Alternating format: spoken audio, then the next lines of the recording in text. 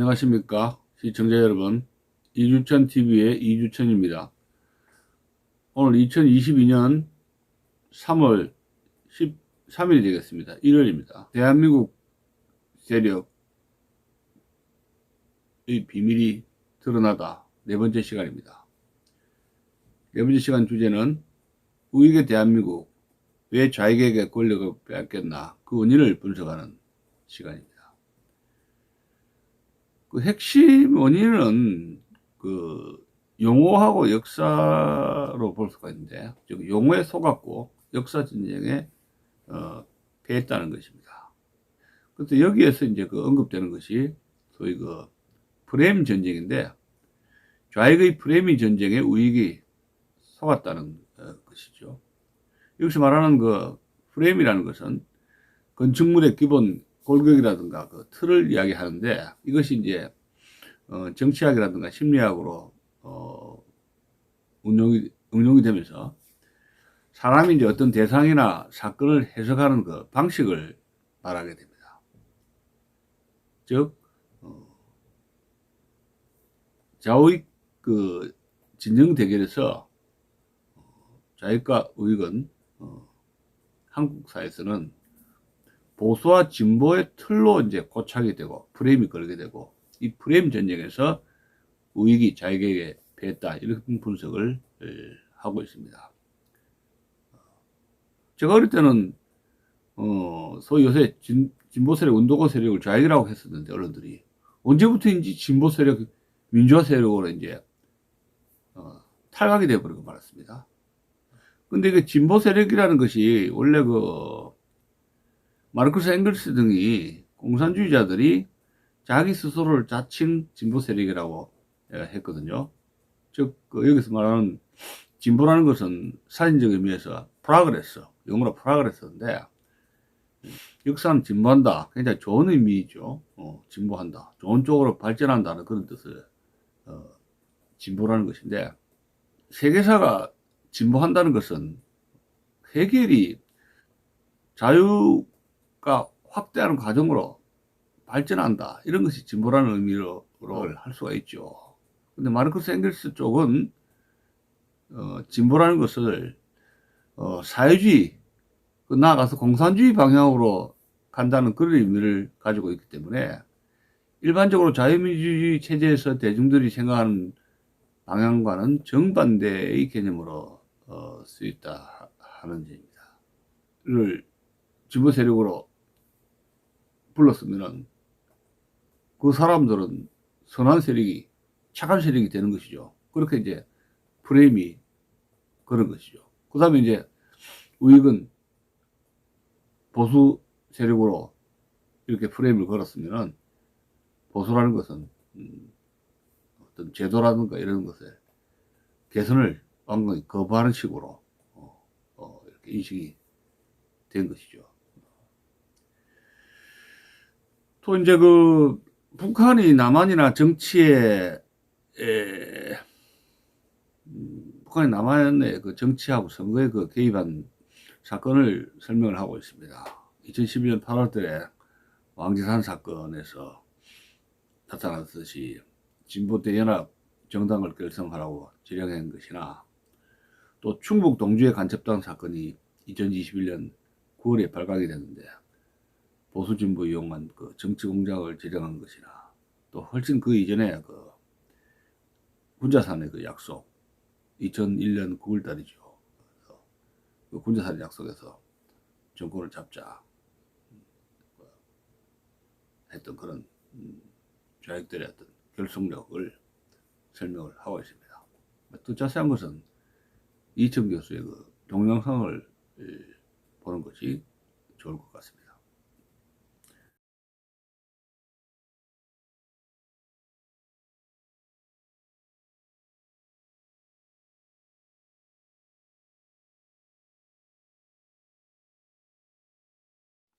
자, 그러면 그 정도로 하고요.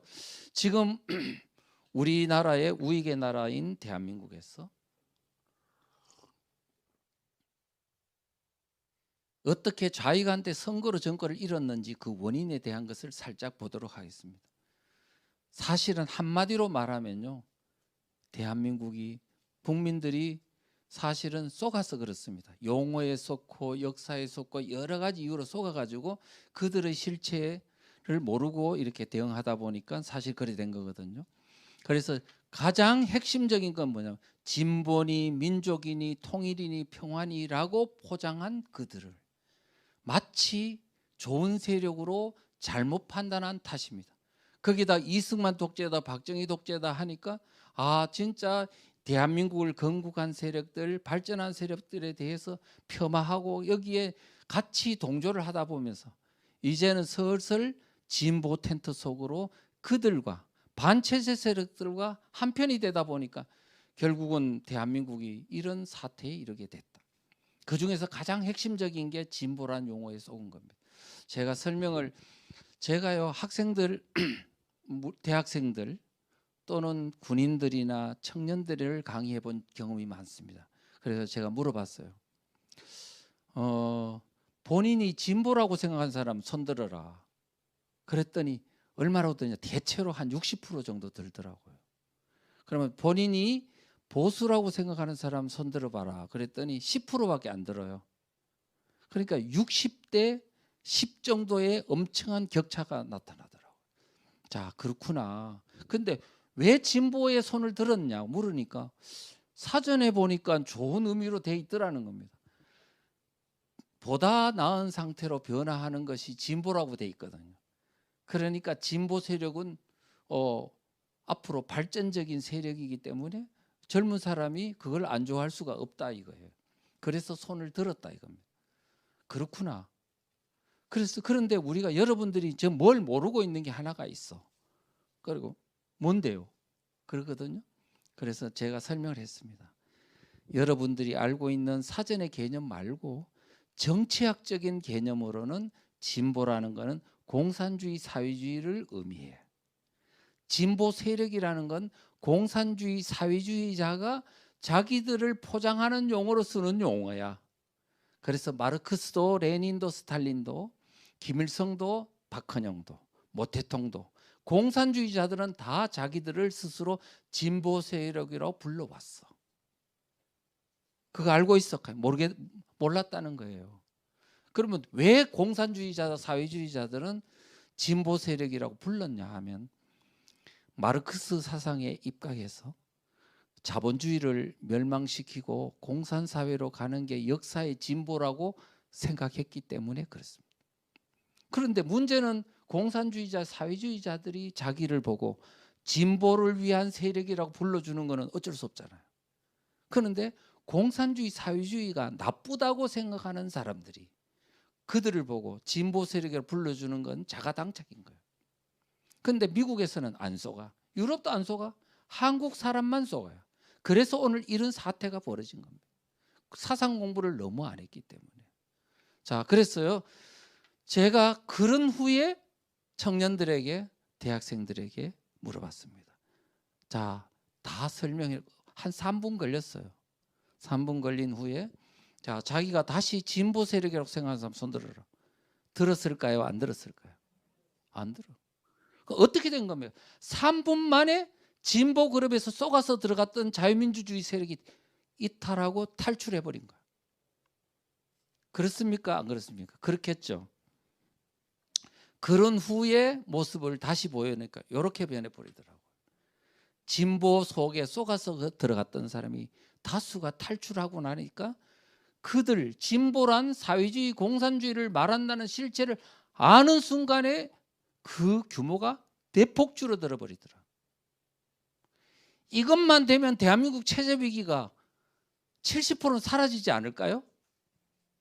우리가 지금 용어에 쏘가서 많은 사람들이 젊은이들이 진보 그룹에 들어가 있는 이 잘못된 현실 때문에 바로 우리 대한민국이 선거로 해서 결국은 좌익 세력한테 정권이 넘어간 겁니다. 그래서 진보 세력이란 사회주의 공산주의를 말한다는 것을 알리는 것만 해도요. 일단은 상당히 문제가 해소되더라는 겁니다. 미국은 어떤가? 미국은요. 이 보수주의와 자유주의로 이렇게 나눠져 있습니다. 보수주의도 자유민주주의고 자유주의도 자유민주주의입니다. 그러면 사회주의는요. 그 사람 미국에 있는 사회주의자들도 뭐라 쓰느냐면 자기들이 진보주의라고 그래요. 그러면 미국 사람들은 진보주의라 그러면 저 사람들 사회주의자구나. 저 사람들을 사회주의자라고 불러주면서 뭐라 그러냐면 레디컬스라 그래요.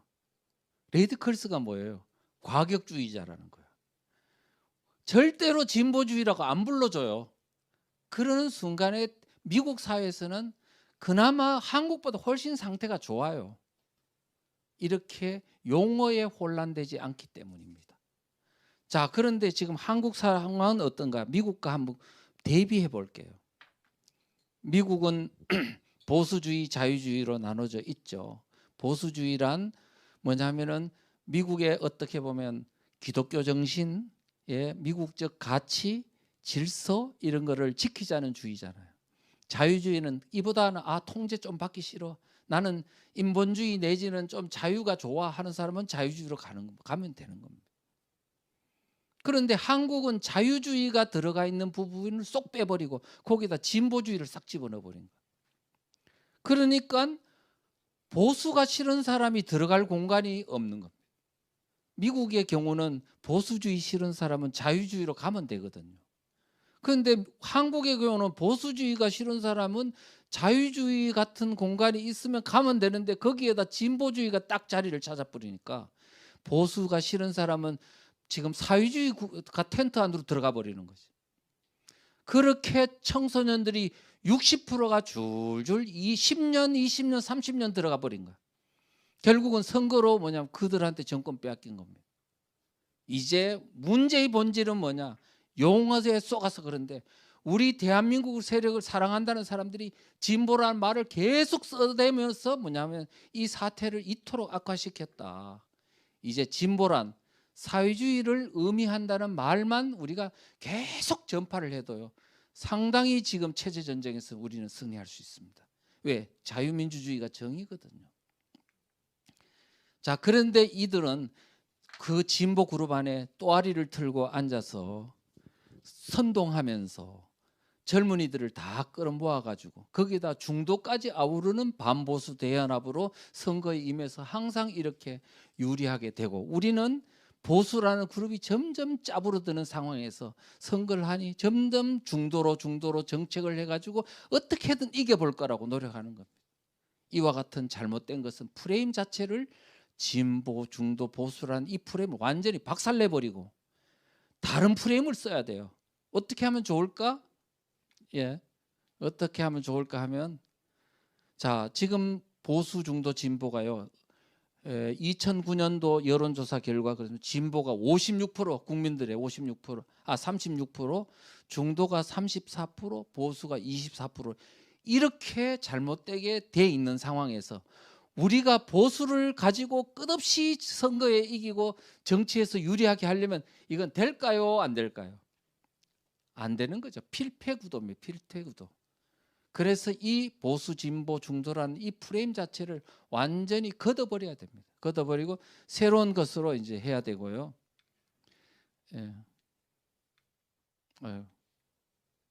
그 다음에 그런데 보수 중도 진보라는 프레임의 가장 해독성의 끝판왕은 뭐냐?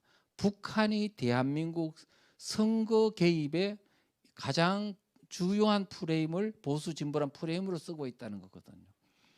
김정일이도 김정은이도 김정은이도요. 항상 선거 때만 되면 남한에서 반보수 대연합, 진보 대연합으로 선거에 승리하라고 해놓고 이렇게 해왔습니다. 그러니까 지금 대한민국의 보수와 진보라는 게 이게 우리 내부도 지금 심각한 부작용이 있는데 그 더 심각한 거는 이 프레임을 가지고 북한이 계속 대남 공작을 한다는 거죠. 그래서 이런 것들이 이제 있고요. 그래서 가장 대표적인 게 뭐냐면 2011년도 8월 달에 적발된 왕재산이라는 간첩단이 있었어요. 북한의 2호라는 대남 공작 기구에서 왕재산이라는 간첩단에게 선거 지령을 내렸어요. 2012년 총선 대선에서 적극 개입하는데 어떤 식으로 개입해서 승리를 할 수 있는지 그거를 선거 지령을 내렸어요. 거기에 핵심적인 내용이 뭐냐? 바로 진보 대연합, 반보수 대연합입니다. 자, 진보 세력에 그때 사회주의 정당은요, 민노당이 있었고 진보신당이 있었고 이렇게 흩어져 있었어요. 자, 북한에서 그랬어요. 민노당을 중심으로 진보 대통합정당, 큰 진보 정당을 구성하라라고 지령을 내렸어요. 그리고 이 정당을 언제까지 만들어라? 2011년도 10월까지는 만들어라. 그리고 국민참여당을 참여시켜 노무현 정당의 그 정당을 여기 진보 대통합정당 구성할 때 참여시키라고 했어요. 실제 유시민 대표가 국민참여당이 참여해서 통합진보당에 참여했던 사실이 있습니다. 자, 그랬죠. 그 다음에 그렇게 당을 진보정당을 크게 만들어 놓고 민주당하고 야권연대하라고 북한에서 지령 내렸어요. 그렇게 해서 민주당하고 야권연대 방안을 강구하라 그랬는데 실제 민주당과 총선 전에 야권연대를 했지 않습니까? 자, 보자고요. 총선 한 달 전에 바로 국회 식당에서 통합진보당 이정희가 이끄는 통합진보당과 그 다음에 한명숙 대표가 이끄는 민주당 바로 거기서 야권 연대를 했습니다. 그래가지고 결국은 총선에서 이제 야권 연대로 임하고 대선까지 야권 연대로 가겠다고 합의를 받습니다. 자, 그래서 그때 이제 보니까 선거 결과가 어떻게 됐느냐 하니까요. 통진당이 국회의원 13석을 얻었고 국민 내 220만 표를 얻었고 국민 지지율이 10.3%까지 얻었습니다. 자, 통진당이 이 정도로 엄청난 국민 지지를 얻은 상태에서 문재인이가 이끄는 민주당과 야권 연대를 해서 대선에 임하면 필승입니다. 필승. 그러면 어떻게 됐냐면 자, 통진당의 당권파가 누구냐면 이석기지 않습니까? 자, 문재인하고 이석기가 공동정부를 구성하는 거예요. 대선에서. 정말 저는 그때 살고 싶지 않더라고요. 야, 이제 조졌구나. 대한민국 끝장났구나. 아, 이거 뭐 이렇게 국민들이 하나도 모르고 설명을 해줘도 모르더라고요.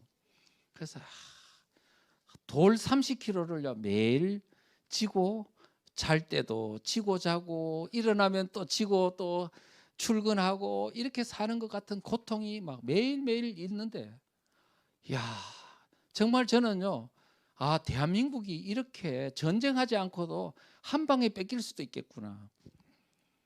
이석기하고 문재인이가 공동정부를 구성해서 만약에 한다면 누가 주도권을 잡을까 하면 이석기가 주도권을 잡습니다. 이유는 통진당이 우리 여러분 좌파 단체들 다 아시죠? 민노총, 정교조, 범민련 이런 단체들이 많은데 2002년도에 효순미선 사건이라고 아시죠? 그때 좌파 단체들이 몇 개가 동참했느냐 하면 500개 정도가 동참했습니다. 그런데 2008년도 광우병 파동 때는 좌파 단체가 몇 개가 동참했느냐 하면 1800개가 동참했습니다. 자, 그런 지금 엄청난 단체들을 컨트롤하는 정치 정당이 뭐냐면은 통진당이잖아요. 민노당 통진당이거든요. 그러니까 지금 이 엄청난 조직이 있고 연결돼 있고 배후에는 또 북한이 있지 않습니까? 그러니까 이와 같은 통진당과 그냥 국회의원 숫자만 많은 민주당이 공동정부를 구성하면 당연히 통진당이 주도권을 가질 수밖에 없는 구도입니다. 그러면 결국은 정권이 누구한테 넘어가는 거예요? 북한한테 넘어가는 겁니다. 왜냐하면 2001년도 9월 달에 군자산 약속을 할 적에 NL계에서 이제 그때 보라먼 수련회에서 모일서가 약속을 할 때 그랬어요. 3년 내내 당권 장악한다. 10년 안에 정권 잡는다 했는데 10년에 2012년 대선이었다니까요. 그리고 종북 성향의 정치 세력이 정당을 잡은 후에 북한하고 연방제로 적화 통일한다고 그렇게 방향을 잡았어요. 그게 될 뻔하다가 무산됐어요. 뭐 때문에? 하나님께서 역사를 해주셔가지고요. 바로 뭐냐면 통진당 내분 사태가 5월 달부터 7월 달까지 있었습니다. 그래가지고 그때 선거 때 부정 투표를 하고 이런 사태가 일어나가지고 이석기가 거의 다 57%, 58%가 부정 투표였어요. 그래가지고 5명이 구속되고 이런 사태가 일어나고 머리끄덩이 잡아 당기고 했지 않습니까? 그래가지고 이제 통진당 내부에 도대체 무슨 일이 일어났던 거야 해가 언론에 막 노출이 돼가 아마 신문 기사 나온 것만 해도 몇백 건이 될 겁니다. 그래서 국민들이 그때서야 통진당 내부에 뭐가 문제가 있네. 자, 그래서 국민 지지율이 뚝뚝뚝뚝 떨어져가 10%에서 2%, 3%까지 떨어지니까 민주당에서 선거 연대를 깨더라고요. 그리고 문재인 후보를 중심으로 민주당이 독자적으로 대선에 임했고, 통진당은 통진당으로 이정희가 독자적으로 나서가지고 연대가 깨진 채 선거를 했습니다. 그럼에도 불구하고 그 선거날 오전까지도 문재인이가 이겼다고 합니다. 박근혜 후보를 이겼다고. 오후에 노인네들이 막 지팡이 짚고 막 뛰쳐나와가지고 큰일 났다고. 뛰쳐나와가지고 겨우 골든 크로스 일어나가지고 3% 차이로 박근혜 대표 후보가 이겼습니다. 만약에 그때 문재인 후보 혼자 힘으로도 사실 박근혜 이길 수를 있는 상황이었어요. 노인네들만이었습니다. 그런데 지금 아까 통진당 내분 사태가 없었더라면 10%에 이르는 통진당과 지금 혼자 붙어도 박근혜를 이길 수 있는 문재인과의 이렇게 야권 연대가 됐더라면 대한민국은 당연히 그쪽으로 넘어갔죠, 정권은. 그러니까 지금 대한민국이 이제 겨우 박근혜 후보가 됨으로 인해 가지고 몇 년 뭐냐면 이 위기를 연장한 건데 그것도 모르고 이게 마치 그냥 정상적으로 대한민국이 유지되는 줄 알고 이러다가 오늘날 그냥 강제로 끌어내려지고 지금 이 사태까지 오게 됐습니다.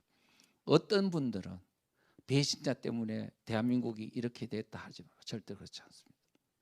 이거는 반드시 운명적으로 이 사태가 일어날 수밖에 없는 거예요. 근데 지금이나마 일어난 게 다행이에요. 만약에 10년 뒤에 일어났더라면 대한민국은 완전히 끝장납니다. 왜 그러냐고요? 6.25 전쟁을 겪었던 노인네들이 다 돌아가시고 저도 그때 되면 이제 70살 좀 넘어가지고 이제는 강의도 못하고 그냥 집에 들어앉아가지고 이제 이런 사태 이르면 제가 여러분들을 깨울 수도 없어요. 이제 마지막입니다.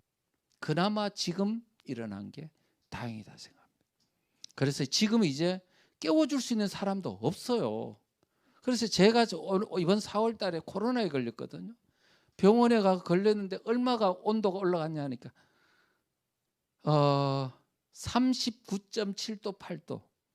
그래서 제가 그때 딱 생각해 보니까 이제 죽겠더라고요. 목숨이 까딱까딱 거리는데 제가 이제 그 죽음 앞에 딱 서니까요. 아쉬운 게 하나가 있더라고요. 죽는 거는 별로 두렵지는 않은데 내가 그동안에 국민들을 깨우려고 참 책 써놓고 자료 모아놓고 글 써놓고 하는 게 많은데 책을 못 내고 가는 게 되게 아쉽더라고요.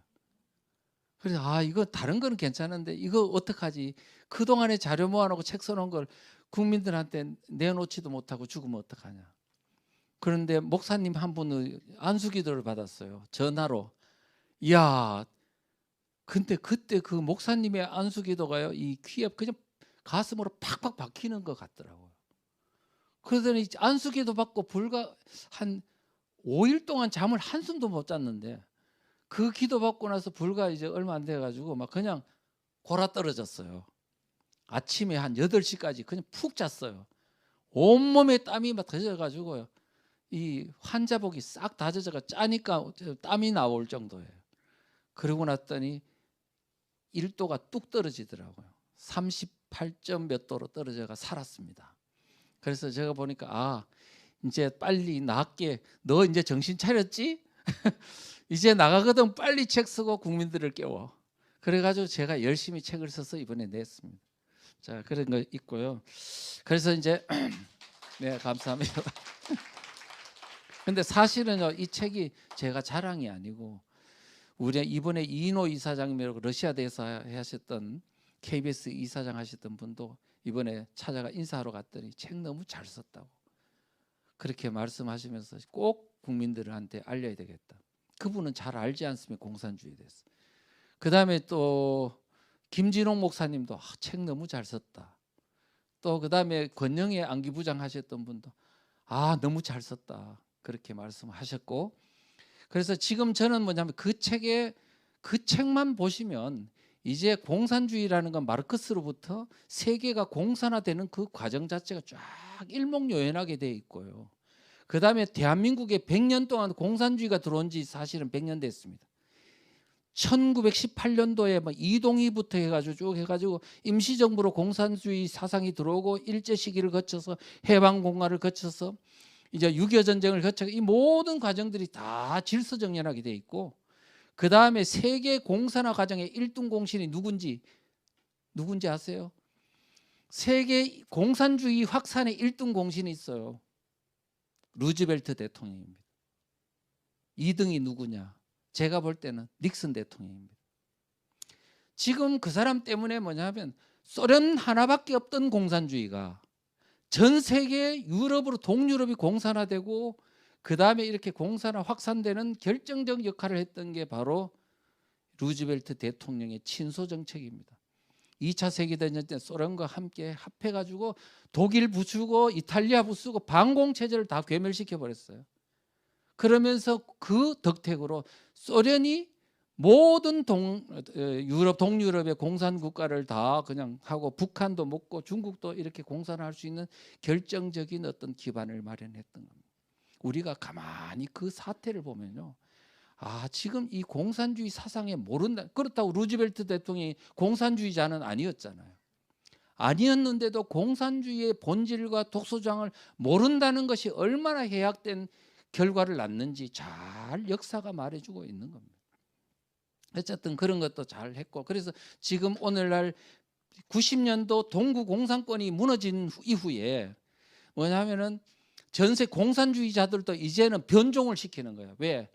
소련식 공산주의는 한계가 있거든요. 그래서 이제는 네오막시즘, 그 다음에 또 중국 변종 공산주의, 자본주의 틀을 글로벌주의를 그렇게 포장을 하면서 이제는 돈도 벌면서 공산주의를 확산할 수 있는 이런 어떤 변종 형태로 지금 새로운 우리 자유민주주의를 위협하고 있고 하고 있다는 겁니다. 그래서 이런 책들 안에 그 내용들을 자세히 전체적으로 다 조망해 놨기 때문에 앞으로 이제 어쩌면 미국이나 유럽이나 무너지고 있는 이 기독교가 무너져 있는 본질이 이거를 제대로 이제는 부활을 시키려면 이 세계의 어떤 사상적인 어떤 조류에 대해서 흐름에 대한 지도를 명확하게 보고 이해해야만 가능하다. 저는 그래서 이거 굉장히 중요한 책이라고 봤는데 지금 고대에 있는 어떤 그 교육학 교수 한 분이 이 내용을 다 읽어보고는 이거는 빨리 영어로 번역하고 일본어로 번역해가지고 빨리 세계로 전파해야 되겠다 이런 말씀을 하더라고요. 자, 그리고요 그 다음에 이제 앞으로요 더 위험해지는 대한민국이라고 했습니다. 경기동부연합이라고 이거는 이석기 그룹을 말합니다. 근데 성남시 용인 성남 지역을 이렇게 주축으로 해서 세력을 넓히는데 지금은 용인 성남 지역에 머물지가 않고 이제는 호남 지역까지 전국적인 어떤 그 토대를 확산해 있는 상황이고, 심지어는 성남시장과 완전히 야권 연대를 한 게 2010년도예요. 지방선거 때. 그렇게 하면서 이제 이재명 시장이 한테 김미희라고 민노당 후보가 사퇴를 해주면서 이재명 시장이 당선되도록 했습니다. 그 결과 이재명 성남시장이 인수위원을 하잖아요. 성남시장이 당선되고 나면 앞으로 어떻게 시정을 운영하겠다 인수위원을 구성하는데, 인수위원장에 바로 이석기 그룹의 핵심인 김미희 경기동부연합 이 사람을 이제 이걸 여기에 하고 이렇게 인수위원들이 주 경기동부연합들이 다 들어가서 이렇게 성남시장에 상당히 깊이 관여해야 되는 사태들이 있었고요. 그 다음에 지금 뭐냐면 경기동부연합이 뭐까지 장악했냐면 민노총까지 장악했습니다. 2020년 12월 달에 민노총 위원장 선거가 있었는데 양경수가 당선됐습니다. 처음입니다. 경기동부연합 이석기 그룹이 이제 민노총을 그도 단독으로 당선된 것은 민노총 역사에서 처음이 있는 일입니다. 어떻게 해서 가능하냐 하니까 이유가 있습니다. 여러분이 박근혜 대통령 말기에는 민노총의 숫자가 얼마냐 하면 약 60몇만 정도 됐어요. 60몇만. 근데 지금 민노총 회원 수가 얼마냐면 110만 명이 넘습니다. 문재인 정부 4년 동안에 지금 40만 이상이 더 늘어났다고요. 어떻게 해서 그렇게 늘어났지? 원래 민노총은 귀족 노조라 그래요. 공기업 노조, 대기업 노조 중심인데 지금 이런 숫자가 어떻게 떼거지로 늘어나냐고요. 바로 뭐냐면 택배 노조 아시죠? 택배 노조와 같은 비정규직 노동원들이 대거 민노총에 가입해서 그렇습니다. 지금 요즘 CJ의 그 운송 있잖아요. 운송에 거기에 지금 택배 노조가 데모를 해가지고요. 지금 모든 운송이 지금 올스톱돼 있습니다. 지금 교보문고에 들어가 보니까요. 지금 책을 구매하려고 신청하면 언제 배달되는 거로 나온지 알아요? 3월 5일인가 나와요. 지금 물류가 올스톱이야. 왜? 택배 노조가 데모를 하거든요. 근데 왜 하필이면 대선 전에 택배 노조가 데모를 할까? 지금 우송이 불가능하게 만들까? 저는 이게 그냥 단순하게 느낌이 안 오더라고요. 그래서 뭐 그건 그렇다 치고 그는 어쨌든 간에 지금 민노총 위원장이 양경수인데 이 사람은 경기동부 연합 소속이고 그 다음에 이석기의 출신 한국 외대 용인 캠퍼스 학생회장 출신이고 이석기 석방 경기 공동행동 대표입니다. 이 사람이 민노총 위원장에 당선됐어요. 그러니까 지금 보면은 상당히 지금 경기동부 연합 이석기가 지금 최근에 이 석방된 거 아시죠? 그래서 지금 뭐냐면은 과거에 1심의 사건 2006년도에서 1심의 사건은 이석기의 어떤 경기 동부연합이 민노당의 당권을 장악하는 어떤 그 소위 공작이었다면 2011년도에 있었던 왕재산 간첩 사건은 이석기의 어떤 그 경기 동부연합이 민주당과 공동 정권을 구성하는 것이었습니다. 그런데 지금은 이석기의 경기 동부연합이 이제는 더 세력이 커져 있는 상황이다. 그 정도만 이야기하겠습니다.